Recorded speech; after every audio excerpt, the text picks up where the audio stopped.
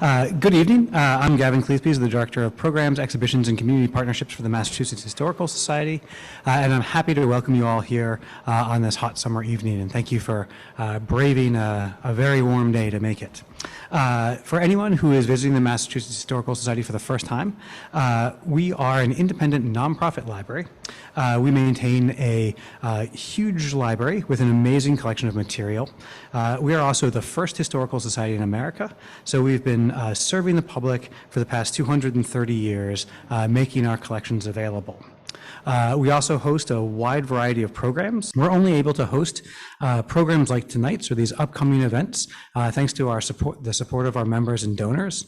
So if you enjoyed tonight's program and you'd like to attend our future programs, we hope you will come to our future programs. And we also hope you'll support the Mass Historical Society by making a donation or becoming a member.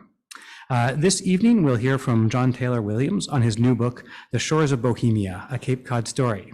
In this book, Williams offers a portrait of the artists, writers, activists, and cultural luminaries who congregated along the coastline and in the beach houses of Cape Cod. Mr. Williams has a personal knowledge of this artistic world. He has spent 50 years dividing his time between Wellfleet and Cambridge. He is also a founder of the literary agency Kiernan & Williams and a lawyer specializing in intellectual property. He has a long association with the New England Quarterly, a publication that used to be housed at MHS, and has been an associate of the Historical Society for a long time.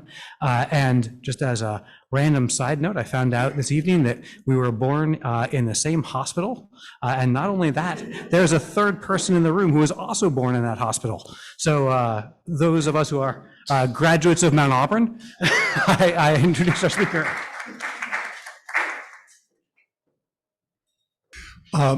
Thank you, Gavin. It's true, the King of Siam was in one room and Gavin was in the next. And I was on the other side, and we were all born in Mount Auburn Hospital. And Peter Drummey, somehow, Peter, you and I should have met every day of our lives in some ways, but I haven't seen Peter in a long time, but obviously he's a living legend about the preservation of American history in general, and Massachusetts in particular. But I didn't know that he had all this experience on the lower Cape, as we say, or the outer Cape, in Eastham, Wellfleet, and such towns. I thought it might be somewhat interesting, since I've come to writing books rather late in my life. And most people would ask me why at this point, having probably only written things that lawyers would read or judges prior to this. And it begins a long time ago, I guess, I suppose in Mount Auburn Hospital. And my parents had a farm at that point in Wayland. And these were days when Wayland and Weston were farm towns.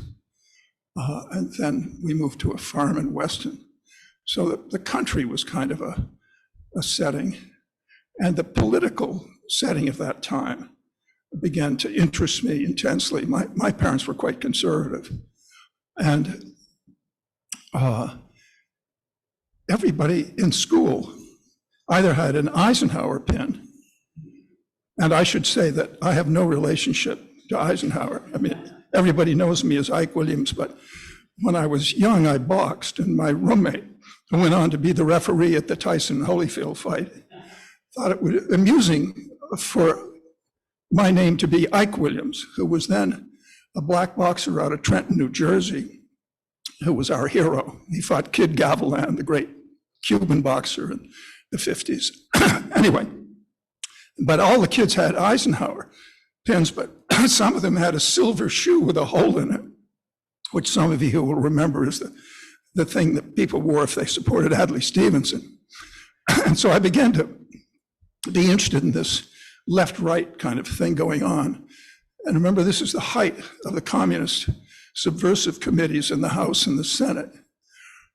And I had some Jewish friends in public school in Weston, and they invited me to come to their house after school to watch the House American Activities Committee and the Senate and McCarthy hearings.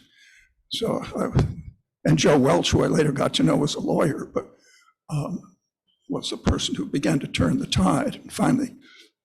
So that was the beginning of sort of this mixture of country life. So that why people should feel so threatened by these social programs, such as women's rights and rights for African Americans and fighting anti-Semitism. Why should they be so threatened that they had to call these people communists, you know? And it's very hard when you're young to figure that out, particularly if your family is very conservative and says, well, these people are radicals, these people are lefties, you know? So it was the beginning of this strange adventures of why is America so afraid of social progress? And so they have to demonize it by saying Marxism, which in fairness was just a scholar trying to deal with how can the state deal with the Industrial Revolution and actually treat the workers in these huge new industrialized trades like mining and textiles. How can they treat them fairly if wealth is totally allocated by the rich who control the legislative process? So Marxism, if you really examine it, it's not a terribly dangerous ism. Granted, now we get into the communist version of Marxism and Trotskyism, which the book spends a lot of time on, but I still was just fascinated by why they're so threatening to people that they couldn't actually talk about why women shouldn't have the vote, or you know, because I started in 1910, remember? In 1910, not only do women not have the vote, but every person who worked in this new industrialized landscape after the Civil War, it was a 10-hour day, 6 days a week. If you were injured on the job, you were fired. If you complained about working conditions, you were fired. So that's where it sort of begins with Teddy Roosevelt's so-called square deal, which his cousin sort of stole for the New Deal. And the square deal was the first time the president had really tried to address the imbalance between the allocation of the wealth produced by all this labor and the people who so-called owned the product of that labor. So that's sort of what interests me. And then I didn't have a setting for it. And I had a couple of other careers as a lawyer and a literary agent, but it was all about publishing because I was a publishing lawyer and an author's representative. So the whole process of trying to tell a story fascinated me. And while I was at Harvard, it turned out that two of my classmates were deeply embedded into this period. One was Rule Wilson, Edmund Wilson, the literary critic's son from his marriage to Mary McCarthy. And so Rule was a classmate of mine, and it turned out Michael McDonald was also a classmate and friend. He was the oldest son of Dwight MacDonald, the political critic and Partisan Review founder and later politics. So those two began to sort of tell me a story about a place I'd never been to. And a year behind me was Charles Jenks, one of whom this book is dedicated to, and my late wife, Noah Hall. And Charlie was very close friends with Rule and Mike, and they all lived in Wellfleet in the summers. So I began to hear all these stories, but I'd never been there. I'm a Gloucester boy and grew up in Gloucester, but that made me interested in this arts mixture with a fish, you know, an actual fishing, because when I grew up in Gloucester, the Italian fishing fleets then, they weren't Portuguese like province towns, but very much the same. I mean, very independent from the Yankee part of the town. And then in the middle of it were all these artists painting, what was it called? Motive number. Yeah, but it was, you know, it had been a giant arts colony. Paul Manship, the sculptor, and all his followers were there. We knew a lot of them, and Milton Avery painted there, and Paul. So it was a sort of an introduction to what that kind of tension could be. It didn't have the political tension that I could already tell Wellfleet had, though, but I hadn't been there. And one night, Mike McDonald called me and said, "You want to go dancing?" And I said, "Okay." He said, we got a car and we're going to drive down to Provincetown to the A House, which turned out to be the Atlantic House. In those days, it was more of a straight club with a nightclub attached to it, which was a gay club where Eartha Kitt and Lena Horne, I mean, there were just amazing acts that came into that during that period, but this was sort of a straight dance part. And one of Jack Phillips's daughters, whom I'd never met, and whose husband is the painter whose work I've stolen for the jacket, Paul Russica. So there was Blair and Rule and Mike McDonald and Charlie Jenks and I, and we all drove down to Provincetown. This is the first time I'd ever been over the bridge. And I never went over again until I went to court. And I'd fallen in love with a young woman who was a painter, but earning her way through life as a nurse at that point, Noah Hall. And I had to come down to beg her hand from her already, I'd heard, pretty ferocious father, Jack Hall, who plays a major figure in the book.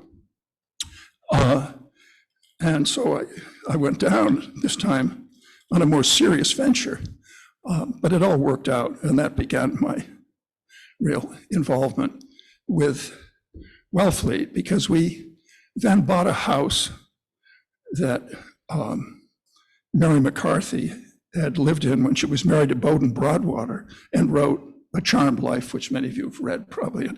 It's a sort of an acid bath of a novel, but it depicts with very slight veneer living people. I mean, you can identify everybody, including your ex-husband, Edmund Wilson, and all her neighbors. And so we moved into that house, which had other historic associations because it had a studio on a hill next to the house, and in which the Partisan Review was edited for most of its years. And so most of the Partisan Review editors had houses in Wellfleet, or the contributing writers. So, and when we bought the house, all of these rough drafts of the Partisan Review articles were stacked up in the house. So again, it was a kind of a wonderful discovery for me. But so it's a long, it brought together a lot of themes about what isolation can do for creative people, particularly if the isolation is real in the sense that it's in a living, working place. I mean, there was still Provincetown, and most of these towns, all the gardeners were Portuguese and all the vegetables, and the two fishing fleets were Yankees and Portuguese. The Portuguese were split. If you were born in the mainland, you fished with mainlanders. If you were born in the Azores or the Verdes, you fished with the off-islanders. And so there were these three sort of rival groups in Provincetown, a little like Gloucester. And so it was a familiar setting, but what wasn't familiar were the figures that I was introduced to, the Wilsons and all these architect friends of Jack's, all of these people who'd fled Germany with Gropius, and all the painters, many of whom were now studying with Hans Hofmann, who had opened his school, and then the writers, and of course, being already a publishing lawyer. I wasn't an agent at that point, but I began to represent a lot of them as lawyers for their books. So I got to know them, but this was the end of the first generation of people who'd come to Provincetown, and pretty late into the ones that I write about up through 1960. And people say, well, why 1910 to 1960? I have strong feelings about that there was an end to this Arcadian period in those three towns. The main reason was the volition for radical political change had splintered. It was no longer focused on the workers. I mean, it wasn't about the fairness of the allocation of wealth in America between those who produced the wealth and those who benefited from that production. Now it was in 1960, the election of Kennedy, second defeat of Adlai Stevenson in the Democratic primary. It was more about, at the height of anti-communism, 1960, I mean, Reds, under the beds. And liberalism had sort of replaced the sort of communist, Stalinist, Trotskyite vision of social change because it had been so tarnished by the Soviet Union. So it was a sort of a big period of change in which its main driving force had ended, and it had splintered into the women's movement, the civil rights movement, the gay movement, but it was not built around the allocation of wealth anymore. And so I felt it had ended in 1960 with Kennedy's election. And the landscape had ended as it was that magical landscape that I talk about in the book. The book's divided between 4 quarters, begins in the spring of 1910 and ends in the winter in 1960. And that's because those seasons affected everybody, every writer, sculptor, painter, poet. I mean, we're so controlled by that atmospheric changes of the sea and the light and the landscape over those 4 quarters. At one point, I was also going to divide it into 4 quarters because of the 4 wives that my father-in-law had. But then I realized that was really quite paltry because Robert Nathan, the novelist, Portrait of Jenny, the movie, Truro resident, married 9 times, and Norman Mailer 6, and Jack Phillips, whose daughter's husband, as I said, and who's a figure in this book, because a lot of the land he owned was bought by all these architects and writers, married 5 times. And it was sort of a rivalry between my father-in-law, the 2 Jacks. So I thought, well, we'll have the 4 seasons of the 4 wives and the 4 political movements, the Teddy Roosevelt progressives, followed by the Eugene Debs socialists, replaced by the Trotskyite communists, and then by the liberals. And my wonderful publisher, Jonathan Galassi, who did such a magical job with my manuscript. He was an old friend to begin with, but as I said, I knew him from the other side of the table, bargaining over my author's books. I'd never had an association with him as an author, and what a privilege it was. And he edited the thing, line edited it twice, and he's a very big house publisher. They don't do that. They don't have time for that. They give that to, that's what editors are for, not for the publisher. He was just fantastic. But he said, Ike, we're not going to have the 4 wives. So we cut the 4 wives. We didn't cut them out of the book. They're major figures in it because each of them was in this period, rooted in one of these 4 periods.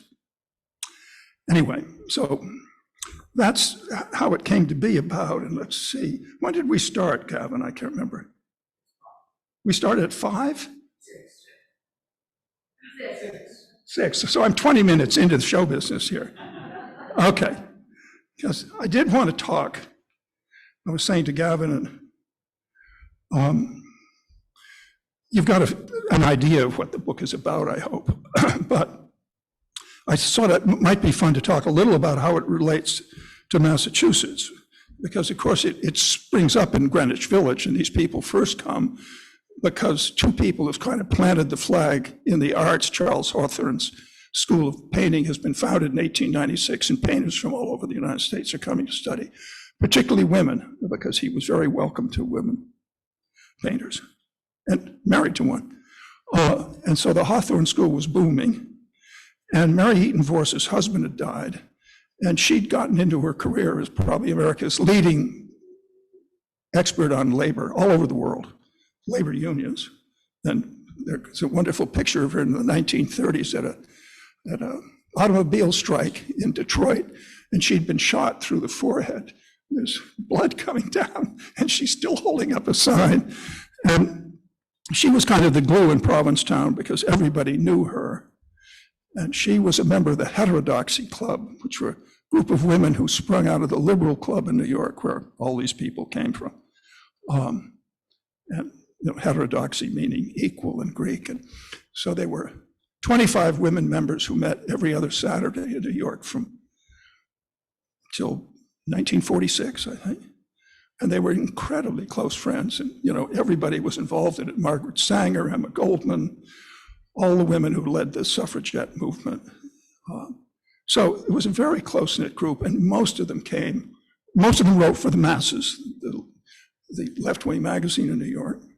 And most of them came because of Mary Heaton Vorse to buy or rent in Provincetown from 1910 through the 20s.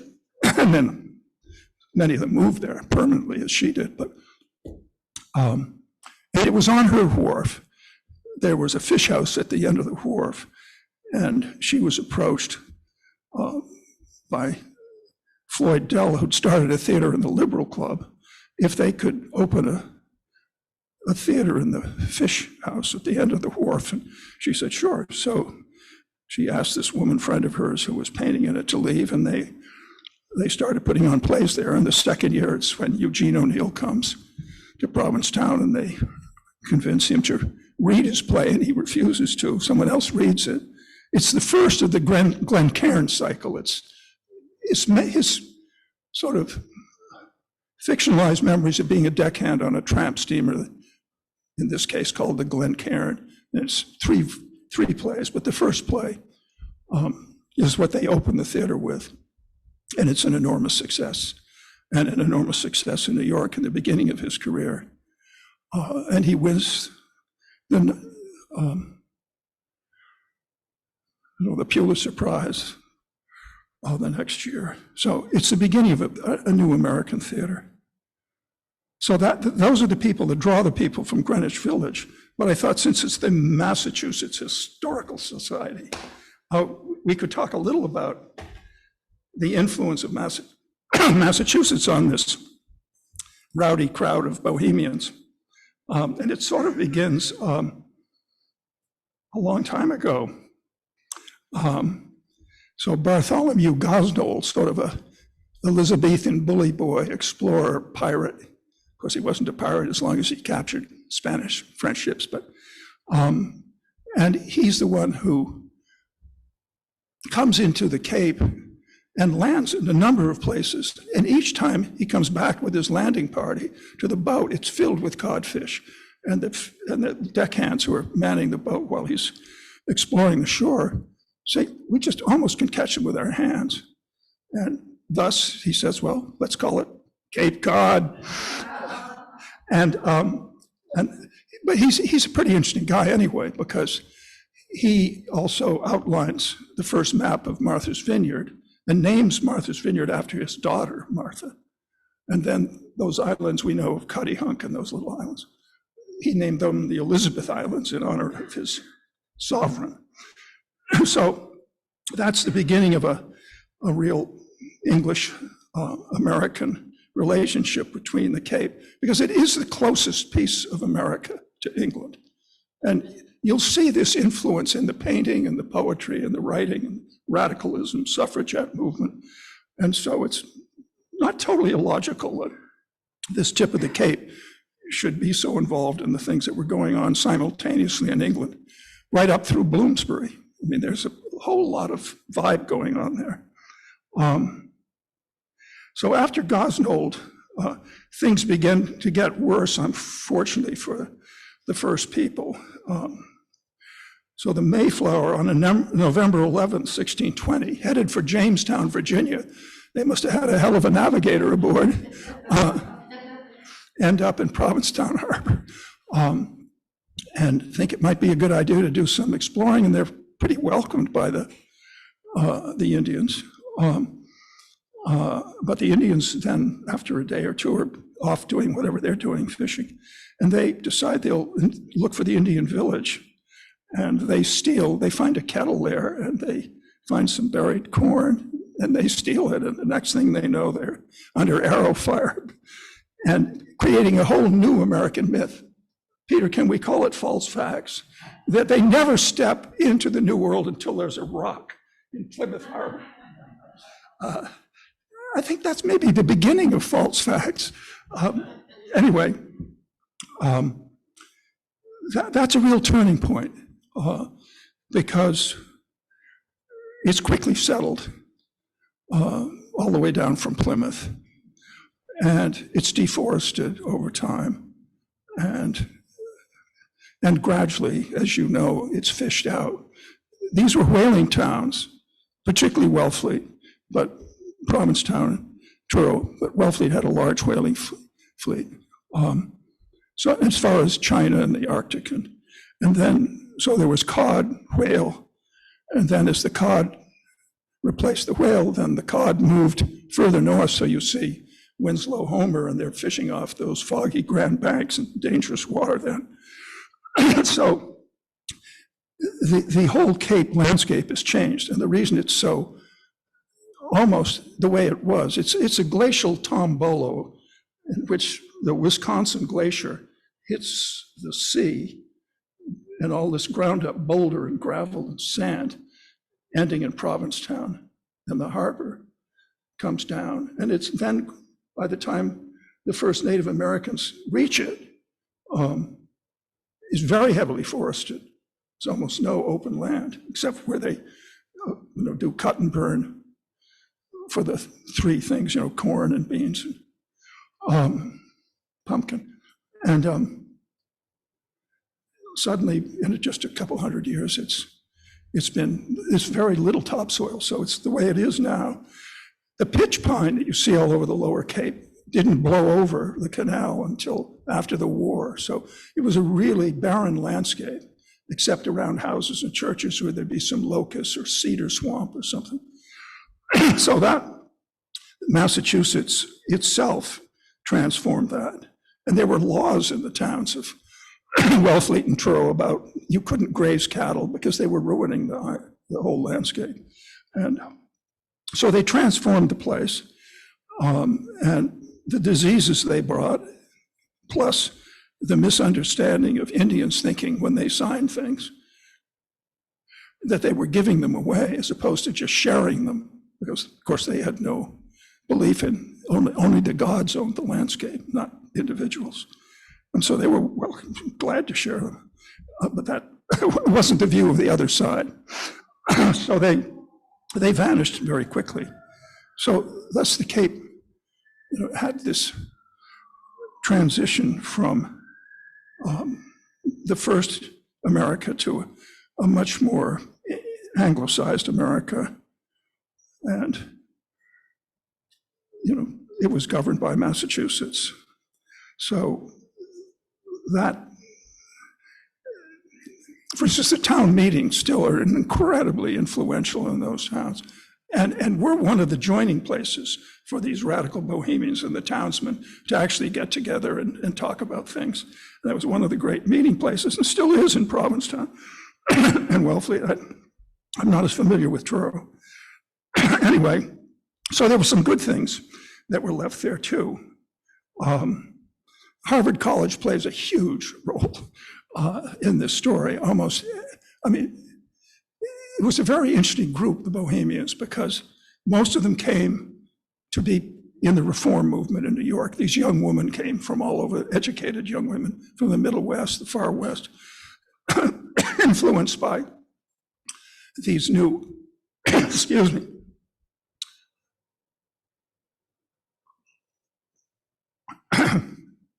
tenant reform that was going on in these huge sprawling tenements all through New York City. And they bonded with all these young men who came in who were interested in political reform or the creation of a new American voice that in theater, in painting, in novels, in politics that wasn't based on European models.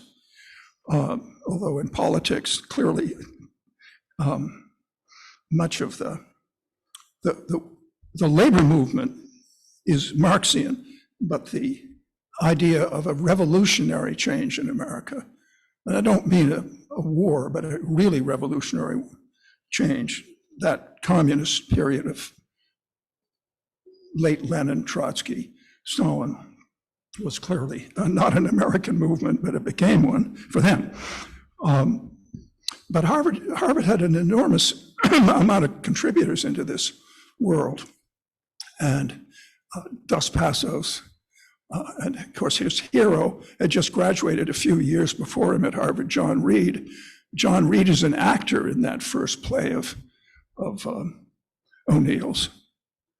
And he is in a love triangle with Louise Bryant and O'Neill. And ultimately, Louise Bryant picks him, and she's at his funeral, and he's the first American buried in the Kremlin in 1920.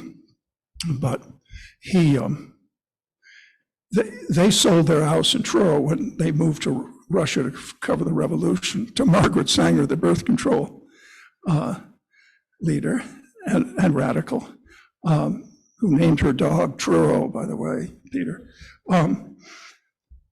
So all of these people, many of them had met at Harvard in every period, whether it was Jig Cook, Hutchins Hapgood, or the later period, Gilbert Seldes, these people.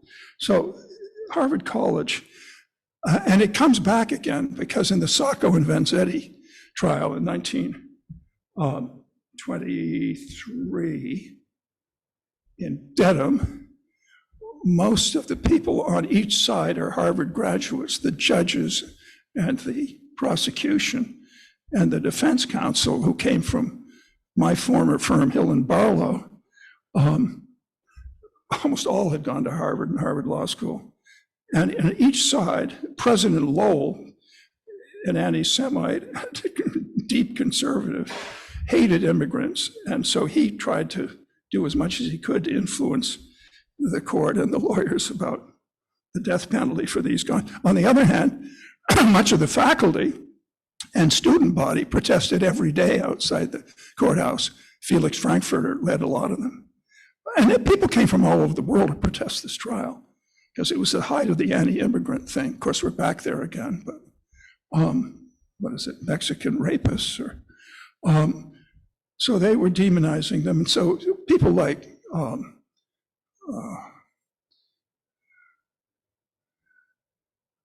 the Mexican muralists came. What's his name? The English philosopher Russell. And people came from all over the world to these protest lines, but tons of people from the Cape. Dos Passos is arrested by the police, but Harvard played a huge role in again, we're seeing this thing where well-educated people can still, just by calling somebody a communist or a red, can end the conversation. I mean, that's why we have no conversation today, in my opinion. That's why this world ended. I mean, these people still were able to talk in some respects to each other. I mean, even people that were pretty conservative, who were educated, read the New Republic, or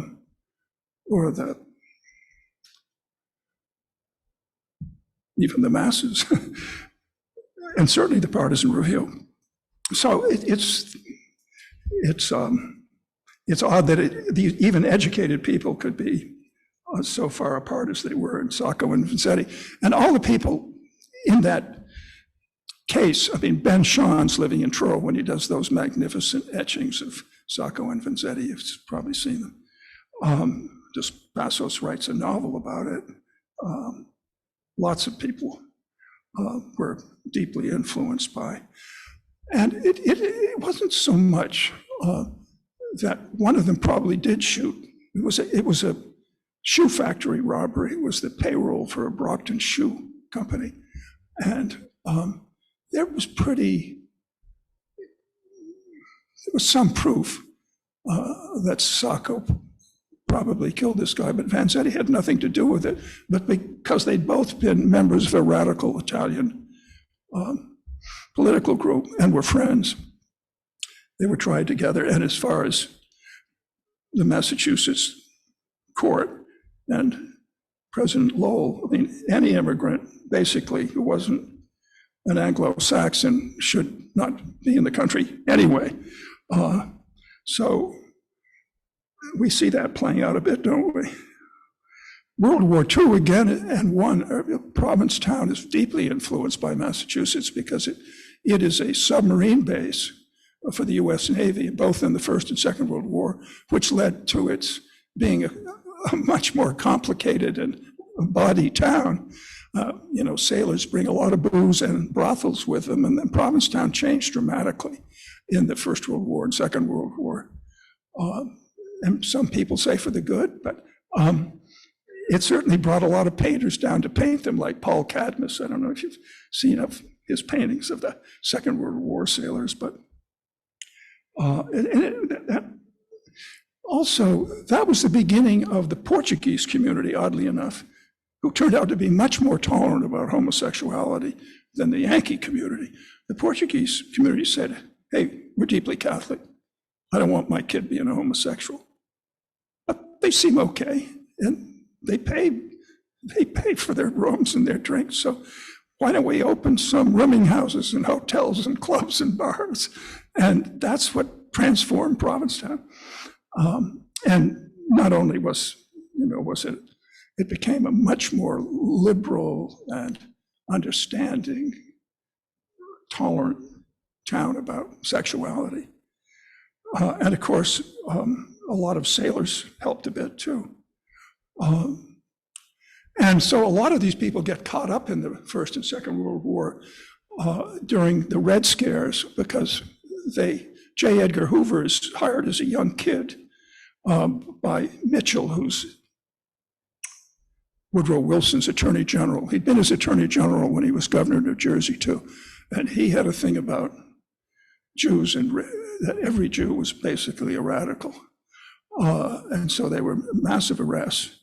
And particularly, instead of arresting people who might be pro-German, they arrested people who were against the war, which of course, progressive and socialists all over the world were against war. I mean, that was part of the thing. War only benefited the ruling classes. It never benefited the workers. They were the kids who were being sent out to die, and the munition owners would make a fortune on their desks. So they were deeply opposed to the war. And Wilson, who had run on the ticket of we're not going to go into the First World War. It's a colonial, they're arguing about African colonies and who can have bigger, dreadnoughts. That's not for us. And then he was convinced. The British had a wonderful office of propaganda in which H.G. Wells and all these guys wrote for it, Conan Doyle. And the other ones that gave us these great stories about the Hun in Belgium throwing babies in the air and band-aiding them, or raping beautiful blonde nurses. It was total bullshit. But Wilson was about as prim as a man could be. And he gobbled this stuff up, and he did a 180 in the road, and suddenly the people who elected him and the people who were against intervention were now not patriotic, and they didn't have a little flag pin anymore. And they were arrested in droves, but the juries didn't convict them. But in the first round, these lists were prepared by this young kid, Herbert Hoover.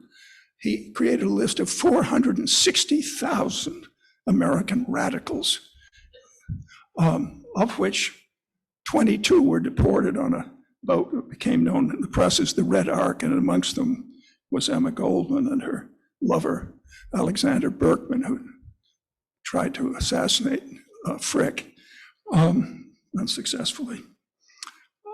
So she was at Reed's funeral in Moscow in 1920, but she became very disillusioned with the revolution, but wasn't permitted to come back to America. So she was a resident of Canada, but she was allowed to lecture. She was the most popular lecturer in America in the late 20s, but she could not reside here. So I digress a bit, but I guess the last time, well, even before Sacco and Vanzetti, Massachusetts is deeply involved with these people because of the great textile mill strikes, starting in Lawrence and Lowell, Bread and Roses. The women, almost all Catholic, either Canadian or Massachusetts Catholic girls walked out and said, we want the same wages the men are getting, we work the same hours, we have the same skills. And they held up a sign that said, we want fair wages, but we want bread and roses too. And all of the people in this book are there for that strike. And it's really organized by people who began the Communist Party, part of it in Provincetown. And you'll be amused to hear the two main founding groups of the Communist Party of the United States in 1919 are the American Civil Liberties Union and the NAACP. They're two of the founding organizations. And that goes back to my point about this was a Marxian movement. It wasn't about, it was about why is this wealth so badly allocated? So Mary Heaton Vorse, Elizabeth Gurley Flynn and her lover Carlo Tresca, and Big Bill Haywood, the one-eyed guy with the eye patch, who started the Wobblies, the International Workers of the World. They're all there on the picket lines, and they're all being beaten up by the National Guard, which has been hired by basically by the mill owners. And that's the beginning of the strikes, and they just spread across the country after the First World War, and continue in the 30s in the automobile industry, in the coal mines, the copper mines, the Rockefeller mines. So that wonderful book, is it Big Trouble? I can't remember. Anyway, all of these people are deeply involved in that. And all the journalists go out to cover it. Wilson, Dos Passos, all these people are out there writing about it. So that's sort of, in a way, trying to make Massachusetts sort of an important part of it, because it was, they provided the landscape. They provided very little transportation. What a gift. You couldn't get there except by the day boat, the Dorothy Bradford from Boston, or on basically the fish boat. You took the Owl, it was called. You took the night boat from New York to Fall River, got on the Fall River line, which went to Provincetown on the hill, but also carried freight. Both of them carried freight. That was the only way to get here unless you owned a car. There wasn't much point in a car because the roads were so terrible. So, I mean, the Route 6 wasn't tarred until, gosh, I think in the 30s. If you wanted to make a phone call in Provincetown right up until the 30s, you had to go to Adams Drugstore. That was the only phone. I mean, there was one ice store. So Massachusetts, in some ways, really gave it its Arcadian thing. First, it deforested it and made it this beautiful rolling landscape. Then it made it remote, so people who, could really do their thing there without. And as Provincetown became more honky-tonk, they moved to Wellfleet, Truro. But it was a haven for people to create and to lead pretty. Well, remember this group comes out of Greenwich Village Free Love. Free Love comes out of the women's suffragette movement. The women say, you can marry and have a career. I can marry and raise the children, but I can't have a career. You can have lovers. I'm in the divorce court if I have one. So free love wasn't about standing in the corner and offering yourself to people. It was the idea of equality, again, heterodoxy, the idea that why should men have a different sexual life than women and a different career life than women? And all of the women that we talk about in this book, whether it's a Margaret Sanger, an Emma Goldman, a Mary Heaton Vorse, a Mary McCarthy, a Helen Frankenthaler. I mean, they wanted their own lives, and they wanted to be able to live just as men.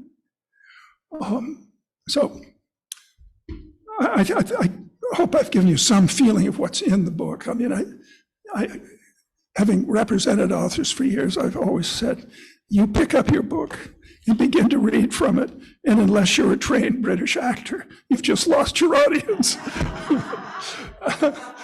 So you won't get any reading from me, but I hope you will read it. Gavin, Peter, I mean, I'm glad to take questions and things.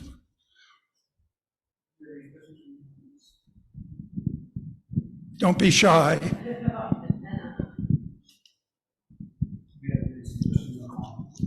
Yes. Doug asks, how important was cheap land and housing to the establishment of a creative community, and what does this say about the Lower Cape today? It was crucial, obviously. I mean, look at the plight of the artist and the creator in America now. I mean, they depend on commissions, not a salary. And they're the people who transfer every part of the city. I mean, look at Brooklyn. Look at the sections that nobody ever wanted to be in, Williamsburg, Greenpoint. And then homosexuals and artists move to it. And then they're driven out because it's now fashionable.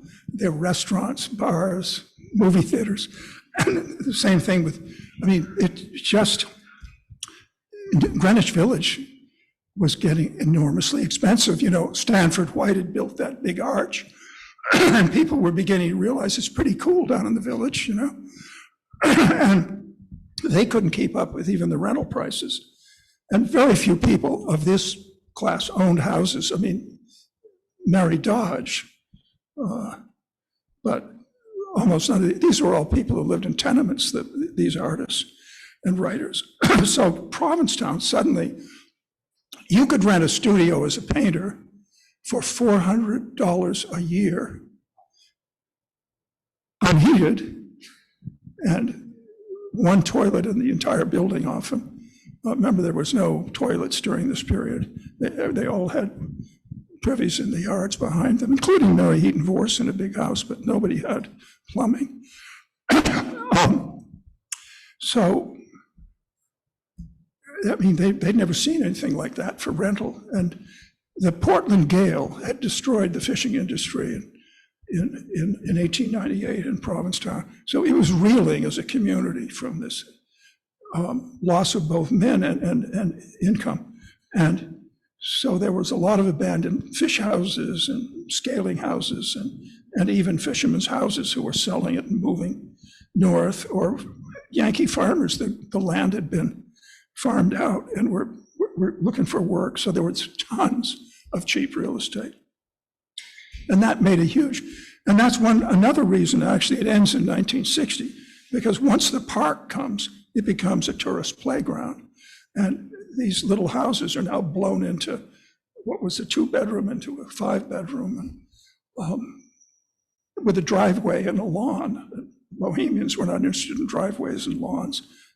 They weren't interested in golf and tennis either. So once things become suburban, prices go up.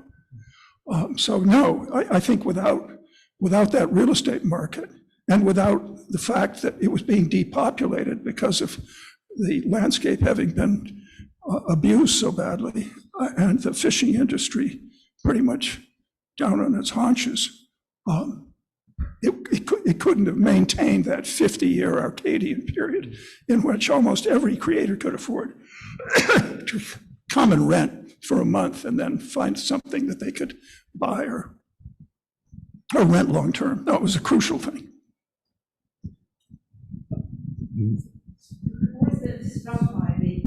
I've always been struck by the disparity between the outer Cape and the rest of the Cape, politically, culturally.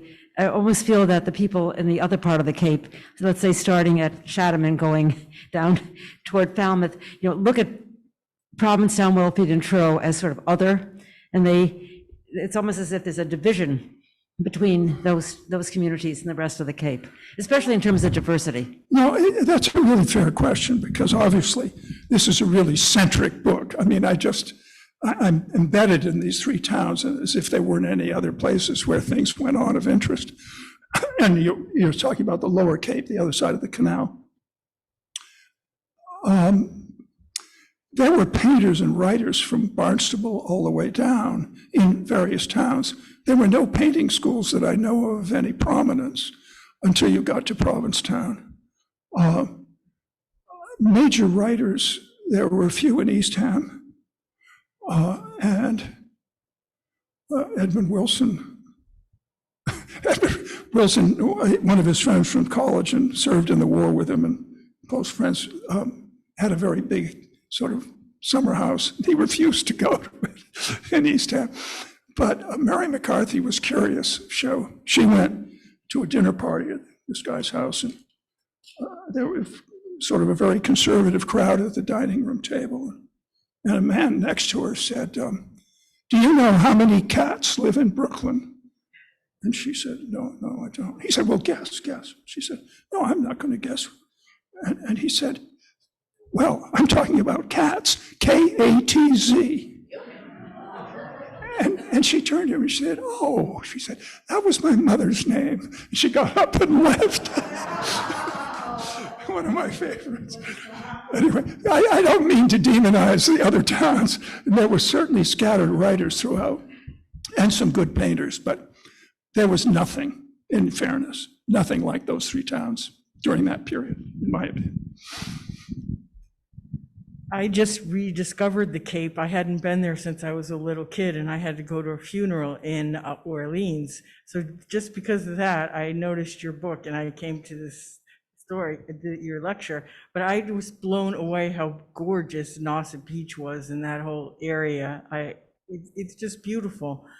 But I was curious what you said about the Portuguese attitude toward gays. I missed something that you said, because you said that they were a hell of a lot better than the Yankees in accepting gays and having bars and room houses for them. But what did you say after that? That they didn't want their kids to be gay, but they were okay? Well, they were deeply Catholic, you know. Yeah. But of course, now a lot of their kids are gay. Because, you know, we're born whichever way we go, right? I mean, the chapter that I write about the influence of this tolerance for sexual freedom is called Provincetown Either Way. And even when I came there in 1967, that sign, as you come down the hill from Truro and you come to a split road. One's the shore road that runs along those little cottages that are named after flowers, Days cottages. Now, speaking of Portuguese, most of the Portuguese anglicized their names. So the Days family were Diaz, you know. And then the other one was the main Route 6 that ran all the way to the end. And at that juncture, a sign said, Provincetown Either Way. And it was the most heavily stolen sign in the history of Massachusetts. And finally, the town selectmen said, hell no, you know, we're not putting that mother up again. And so it now says Shore Road, Route 6. So anyway.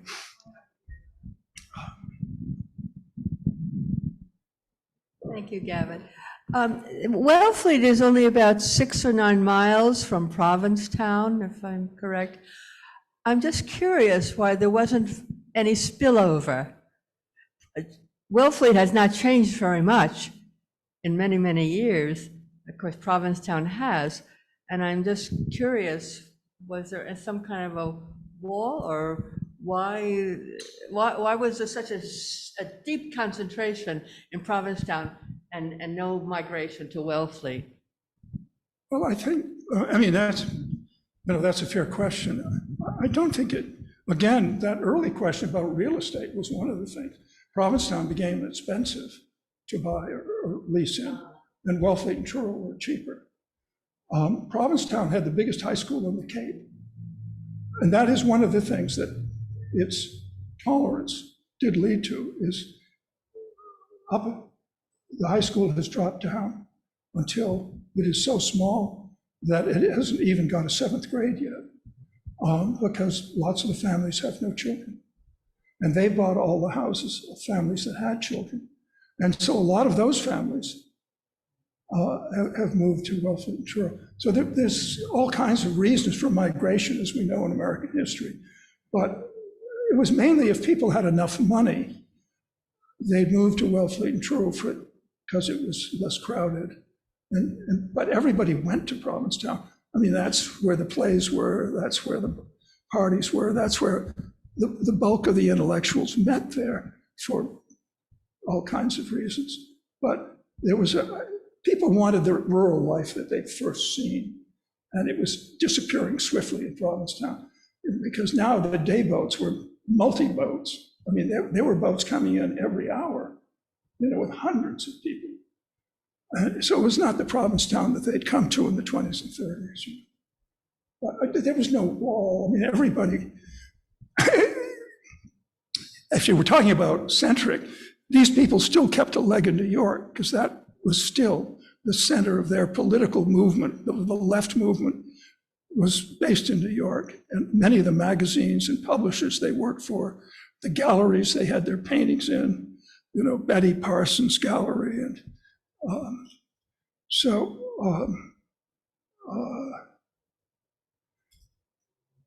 there's New York, there's Provincetown, and then there's the other two towns. I mean, in a sense, but there weren't any walls between them, I don't think. Well, I want to thank Ike Williams for a great talk, and we have books available for sale, so thank you all for coming.